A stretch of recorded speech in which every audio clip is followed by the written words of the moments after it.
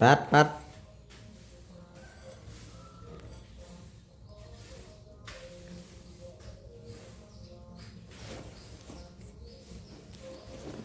เห็นหัวหญ้าได้นี่หญ้าให้หมูนี่ไม่ใช่หัวหยาไม่ต้องส่วนเอาหัวหยา พลาดเอาเฮ็ดจังได๋โกดินบักละลายหนึงเพราะว่าซ่อนเอาจุดจำว่าทางเทิงผัดป้าไว้ซื่อปกติตัวทั้งลุ่มนะเพิ่นให้มาใส่พื้น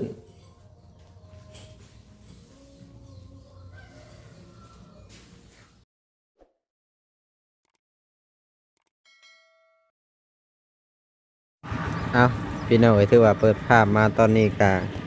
มาอยู่บ้านของน้องปลาจีนเพิ่นเด้อพี่น้องเอ้ยซึ่งแม่นว่าเขามาตอนนี้โอ้พื้นเพิ่นก็แห้งเป็นที่เรียบร้อยซึ่งเมื่อวานนี่ทั้งบ่เอ็นก็บ่ได้เดินทางเข้ามาเนาะเนื่องจากว่านี่แหละบ่ฮู้ว่ารถมันเป็นอีหยังมันถึกน้ำแหละมันสตาร์ทเองมันหั่นนะก็เลยว่าบ่ได้เข้ามาบวกกับอีกอย่างฝนก็ค่อนข้างจะตกแรงหลายเมื่อวานนี่เนาะก็เลยบ่ได้เข้ามานั่นแหละ ซึ่งวันนี้ก็เลยเข้ามาเนาะพี่น้องหลังจากที่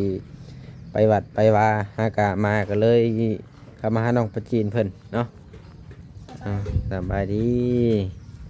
เป็นจังใดแห้งเรียบร้อยบ่น้ำบ่ได้ไหลครับบ่ฝนตกมามันไหลไปทางไหนบัดนี้ฮะไหลทางนั้นอันนี้เทงไปได้นี่น่ะแห้งแล้วบ่เทกันเปื้อนย่างไปห้องน้ำพุ่นบาดนี้เห็ดหยังเห็ดแหลมๆนี่นะฮะ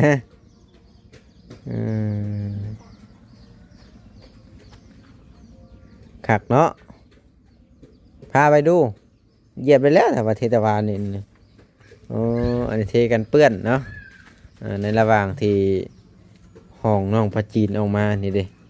ออกมานี่เลยก็บ่เปื้อนได้บาดนี้ห้องหน้าห้องน้ำเลยบ่อ๋อพอดีเบิดพอดีปูนเนาะ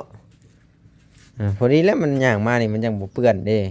ย่างมาห้องน้ำนี่ถือว่าสะดวกสบายบาดนี่หักแล้วซะห้องน้ำเพิ่นนี่ก็ยังบ่ทันได้สาบเลยพี่น้องเอ้ยพอน้องพระจีนเฮ็ดเองอันนี้ก็ได้ทั้งพอจะไปงานบ่มื้อนี้นะนี่แหละบ่แอนมามื้อนี้ก็สิสั่งของนี่แหละพี่น้องเอ้ยพอดีว่าสั่งพวกประตูนี่แหละประตูประตูน้อยนี่4ใบประตูใหญ่ใบหนึ่งแล้วก็เป็นพวกกรล็อกหลายๆสิ่งหลายอย่างนั่นแหละบานพับไหลก่อนครบทุกอย่างนะไหลรวมๆแล้วก็เบิดไป2,125,000และเพิ่นก็ขอค่าน้ำมันรถเพื่อมาส่ง50,000เพิ่นว่านะพี่น้องเอ้ยเพิ่นว่ามันไกลมันบ่คุ้มค่าน้ำมันเพิ่นก็เลยขอค่าน้ำมัน50,000เพิ่นว่า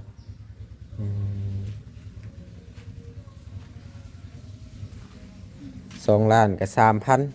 3,000 บาท3,000กว่าเกือบฮอด4,000พุ่นแหละ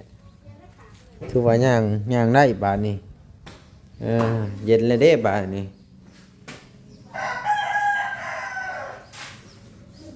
เย็นบาทนี้สะดวกสบายแล้วบาทนี้นอกปลาจีนก็มีแต่ว่าพุ่นแหละบาทนี้รอเดือน11เนาะจักเดือน3 เดือนจึงได้ขึ้นเฮือนใหม่มีแต่นอนเฮือนเก่าไว้นั่นแหละคือว่าคักเย็นเด้เข้ามาในนี่เป็นอากาศบ่ดอกเพิ่นยังบ่แห้งมันตั้งเย็นเนาะผ้าเย็นกับกระท่อมตัวนั้นตัวนี้เย็นกว่าหลายบ่กับลมมันเข้ามาในนี่พร้อมนะพี่น้องลมมันเข้ามาในนี่แล้วก็ลมมันเข้ามาแถวนี้ถ้าว่าปิดประตูก็สิฮ้อนอีกแล้วบัดนี้ถ้าปิดประตูก็สิฮ้อนแต่ว่าเอามานี่มันก็สิโล่งนี่แหละออกมานี่ก็สิโล่งอีกเพิ่นเทคือว่าอยากต่ำนั่นนี่เด้นี่เนี่ยมาคือต่ำนั่นนี่ทางนั้นน่ะสูงทางนี้ก็สูงต่ำกลางพยายามมันพี่น้องเอ้ย ถือว่าเทกันเปื้อนก็เรียบร้อยคือบ่เตียงปลานี่นี่ ยัง มันเป็นจังไดมันยังบ่แห้งบ่จังบ่มาปลาอืม ยัง มั่งคือบ่ได้แบบอันนี้นะ วัน มั่งวานนี้ ยัง อืมหักแล้วบาดนี้ปูนนี่บ่ได้เบิดป้อนี่นะเดี๋ยวสอบครึ่งอืมเดืออย่างละครึ่งได้น่ะเพิ่นคือบ่เทเห็นเบิดเลยน่ะคือบ่เอาเทบ่ได้บ่หนึ่งเห็นเบิดเลยเทใส่ข้างน่ะบ่เหลือเทใส่ก็ได้นะเพิ่นที่จงไว้เฮ็ดหยังคือน้อยเดียวหนึงคือว่าทรายกับเรือเนาะแห้งกับเรือยังสามารถเอาไปเฮ็ดอย่างอื่นได้อยู่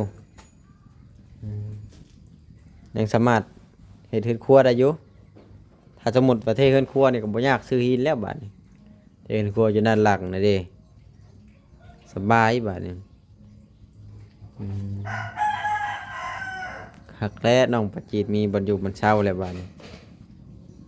ก็มีแต่ว่ารอเพิ่นมาสั่งของบ่ได้ลงวัดบ่มื้อเช้านี่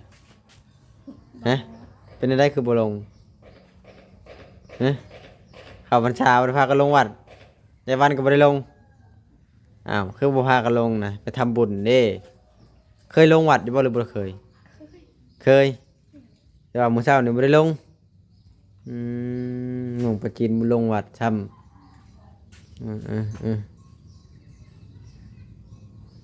คือว่ายังบ่แห้งปานใดเดี๋ยวมันยังเป็นเขตอยู่แต่นั้นมันก็จะแห้งถือว่ารอเพิ่นมาส่งอันนี้เดี๋ยวเพิ่นน่าสิออกมาส่งเพิ่นเฮ็ดแหลมๆกันเปื้อนนี่เนาะมันปูนมันเลือดสั่นอะไม่ใช่ ปูนมันเรือน้อยหนึ่งก็เลยเฮ็ดน้อยหนึ่งมาสิบ่แม่นเราวางแผนไว้ตอนหน้าเราจะเทในนี่บ่เราจะเฮ็ดจังซี่นี่เด้วางแผนไว้ไปเฮ็ดบ่สิมันก็ค้างน้ำไว้แล้วบาดนี้ต้องขุดพูนแล้วออกพูนแล้วบัดนี้เดี๋ยวขุดมานี่บ่ อันนี้คือ อืมขุดทางนั้นพูนแล้วพู มันเป็นน้อง อืมกะเด้ดินทรายกับผ้ากันสวาดมาใช้ทำเป็นรูปเป็นหนองก็ได้ที่ยากหยังแหละมันอยากต่ำวันนี้แหละบนอื่นมันก็สูงมันต่ำวันนี้แหละถือว่าคักแล้ววันนี้เทกันเปื้อนนี่อย่างสบายแล้วบัดนี้เจ้าบ่เทเองหรือพ่อเจ้า พอก ลางคืน เมียน อืม เทกออกมามันยางอยู่ อย่างก็จะเป็นหยังไง มันยางไม่หนีข้าวเนื้อมันกลับไปยางอีก อย่างไปอย่างมา เมียน เว้นบอกเลขบ่หรือมันตั้งอย่างเล่นเฉย แต่งงานนั่นแหละ ๆมาอันนี้นี่บ่ โมเมนต์ตัวนี้ อืม มาตัวอื่น มันก็อยากมีชื่อเสียงนั่นนี่เด้มันจากป้าหอยตีนมันไว้อืมนั่นนี่ดินส่วนที่เหลือดนั่นนี่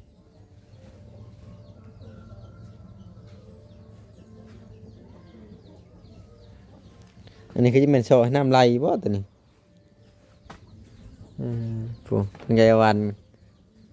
ปัดเทือนงามมาเลยบาดนี้ทำไมที่ยายวันนี่กินข้าวหมาก ไปในล่างแน่เลย ล่างไปจีนไหมคุณที่ล่างเห็นยังนอนเกือกนั่นแหละ ล่างมันแข็งพอหนังจีนถึงวัน ข้างล่างเราไม่แข็งบ่ไผเว้าล่างมันยังเปียกแหละ ล่างมันแข็ง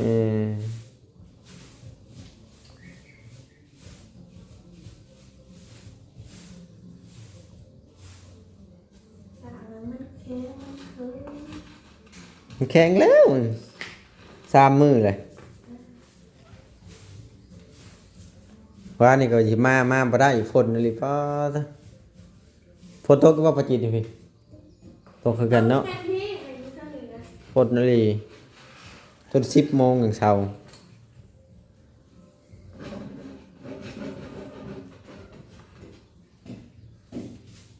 เห็นประจีนเอาเสือแก้เสือทู่เอาอืมเย็นได้นี่ไปตานอนอยุ่นี่ต้องรอ3 เดือนพอแล้วบาทนี่ 3 เดือนแล้ว พอดีใส่ประตูล็อกแล้วก็ล็อกไว้เพื่อนเอาประตูมาในมือแรงก็ให้พ่อน้องประจีนใส่เลย บ่ได้นอนออกไปกินใจบ่เป็น บ่เป็นบ่เป็นแต่ปูน เป็นตะปูนนะ ขันไม้หรือบ่เป็นอืม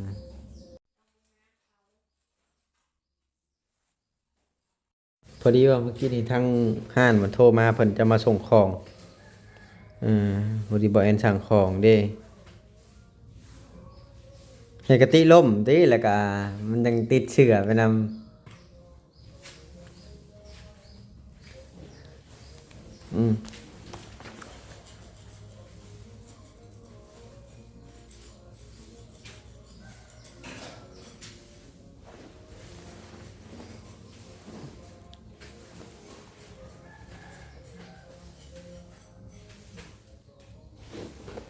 ปัด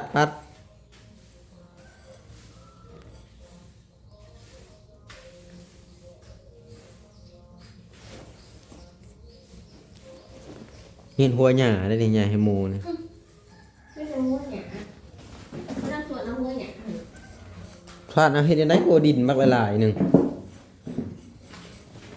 เพราะว่าซ่อนเอาจุดจำว่าทางเทิงผัดป้าไว้ซื่อปกติตัวทั้งลุ่มนะเพิ่นให้มาใส่พื้น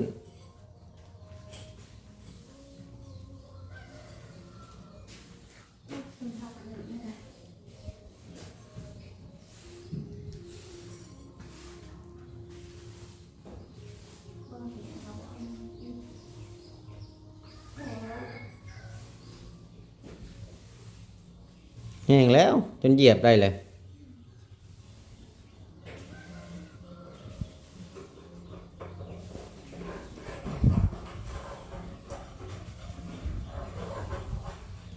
เทหอบเบิดนี่ประมาณ4-5 ซอบก็แล้วและนี่เนาะทางหน้านี่ซองข้างๆก็ซองทางหลังก็ซองประมาณ6 ซอบแล้วอยู่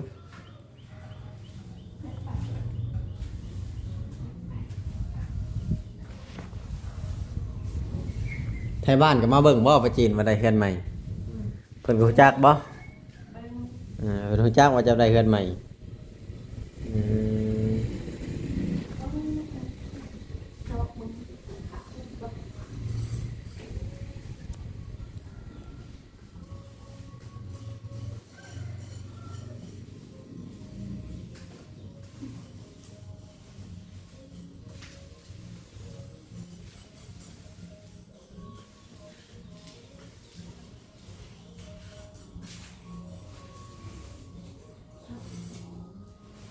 วันนี้ยามฝนตกแห้งก็พากันมาอยู่พี่แล้วบัดนี้สมมุติตัวนั้นมันปลิวไปก็พากันมาซ่อนนี่แล้วก็กลับไปนอนพุ่น บอกกระบะ แต่ตัวมันปลิวไปเด้ซะ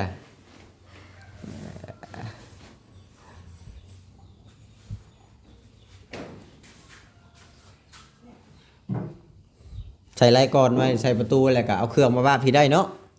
ถอดแต่เฮาบ่ได้นอนนี่ป้าได้อยู่มันจังแป้นตัวนั้นแน่นะ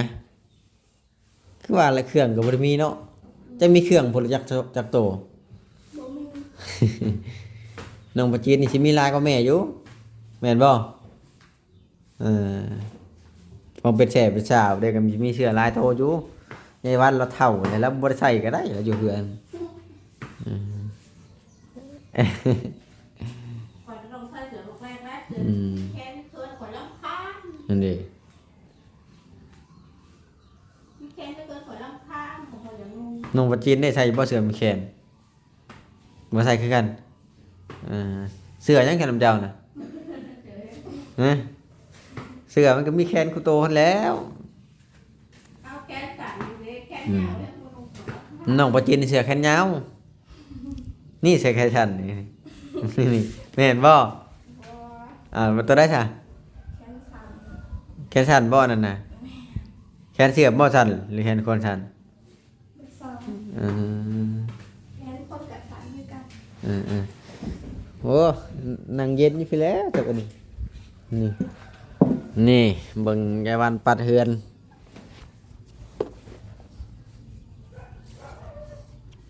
บนน้องปลาจินลิเทน้อยนี่แหลมๆนั่นน่ะ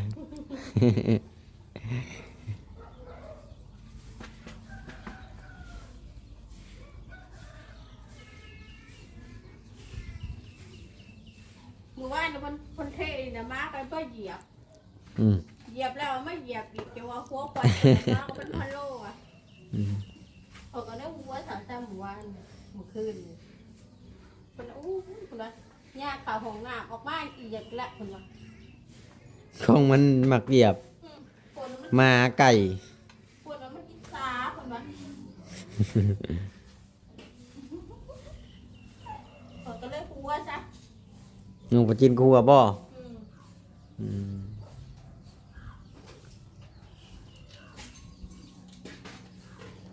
ไก่นี่มันก็ยังมากไก่กัน แม่ก็มาหาขี่ไทยก็ม้อยปวกไปเลยแถวนี้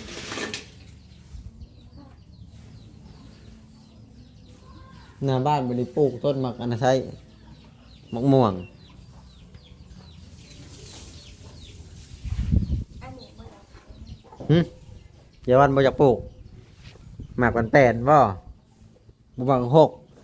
หรือว่าจังใดอืม ไป หมากกันแปนมันเหลื่อมตาละแปนเพื่อนบ่แอนบ่ได้มีหน้าบ้านหน้าบ้านน้องปลาจีนใหญ่กว่านะหน้าบ้านบ่แอนประมาณแต่นี่ไปหารถจักรนี่แหละ บ่มีบนปลูกมันปลูกบ่ได้ใครอื่นก็รถเพิ่นเที่ยวเด้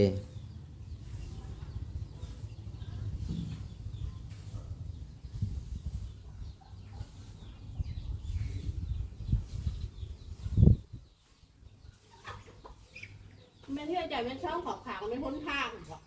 เมียก็เรียกว่ามีแต่ทางหนาน่ะ ทั้งหน้าหนาวรถลุงเที่ยวทั้งข้างน่ะ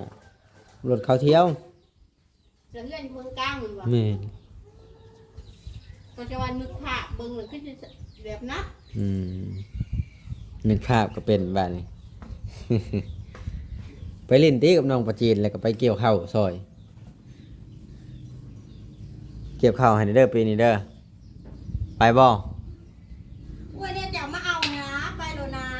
มันก็ไปบ่ได้แล้วอันถาม ยี่ไปได้อยู่นะรถกระบะยังไงเนี่ยนี่รถอันนี้เพิ่มหดป้าเท่า เดี๋ยวมาหอดไปหอดเนาะ พอดียางรถหัวลายเถื่อ อ่านตามมัน อันทราบมันเป็นเด็กน้อยเนาะเอามาถึงลอตเตอรี่ไม่ได้หมดดอกกระบะมันใหญ่ 3 คนแม่จะมีจักโลกข่อยก็มีแต่ หล่อยกายเนาะ 3 ลอยไป ข่อยมีแต่39นึง ฮันสุกาโลนมปลาจีนดิ40ทานสุกา42เป็นเท่าไหรน่ะ60 61 50เป็นเท่าไหร110 หล่อย 111โลขึ้นได้อยุ่มันหักไปยากอะซื้อ เนาะมันอืดเนาะ แม่นหนัก มันนักกับไปยากมันอืด อืม แค่เลย เย็นดีเลยปะจีนอยากนอนได้เย็นๆไปสินอนบ่ได้แล้วอยากนอนก็ได้คล้ำแล้วยังมาทันขึ้นนอนมานั่งเล่นนี่ได้อยู่เอาตังค์มานั่งเล่นนั่งไปนั่งมาเย็นมันง่วงนอนทึมแล้วเนาะอืม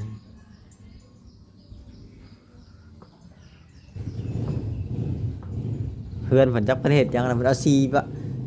สิทธิ์ใช้ชื่อได้นะท่า เราต้มเราเห็นเนี่ย เราเห็นลายดอกไม้เลยนะเราสิทธิ์ไปชื่อเลยนะ